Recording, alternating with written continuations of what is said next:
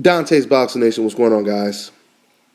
Well, after a dry spell of boxing for about 3 weeks, Al Heyman brings back a very entertaining heavyweight fight to Brooklyn, New York. Not only was this the first big fight in about 3 weeks, but this was the first heavyweight title in Brooklyn, New York in over 115 years. So Deontay Wilder is making history. Congratulations to Deontay Wilder. Let me say this.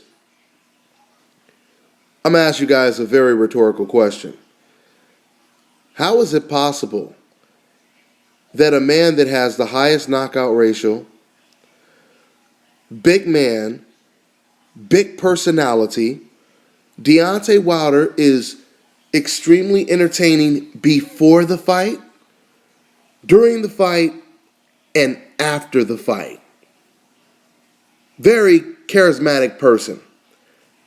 He's all-American, and he is what the sport needs today.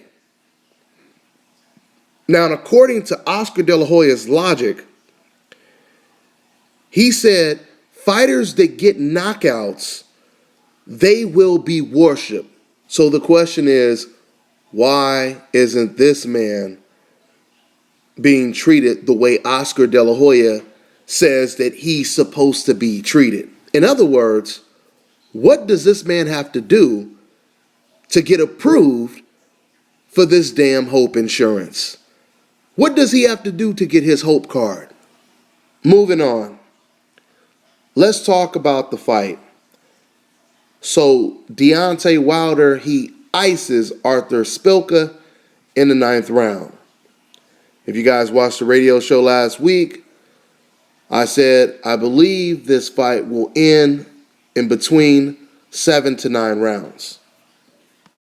And number 9 turned out to be the lucky number.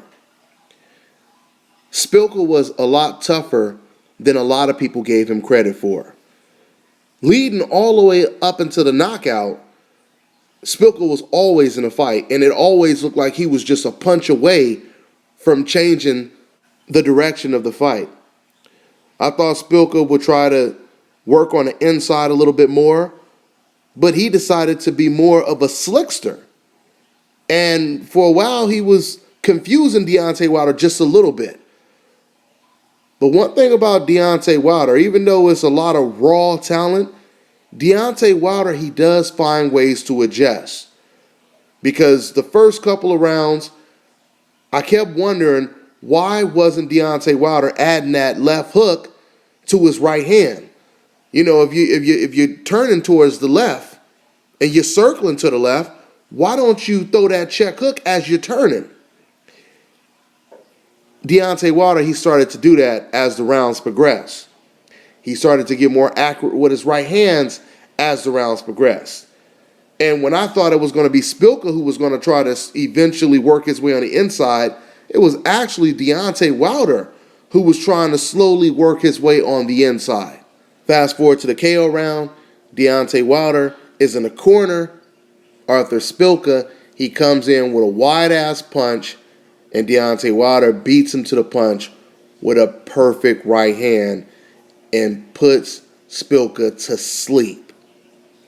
You know, the heavyweight division is not like any other division, because let's say in the middleweight division or the welterweight division or the flyweight division, there could be just one fighter in that division who's naturally bigger and stronger than everyone else, right? And he has a massive power advantage when he goes in the ring, and he's used to having that advantage.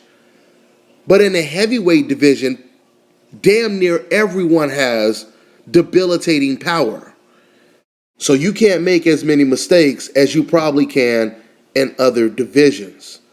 You know, by the way Spilka performed, I think it's safe to say that Deontay Wilder, he slightly stepped up in competition tonight after watching how the fight played out.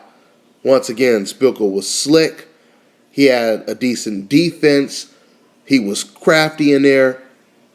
And he did not come to lose. But the next fight for Deontay Wilder is going to be the ultimate test, because that's against the little short tank, Alexander Povetkin. Alexander Povetkin is going to be a hell of a test.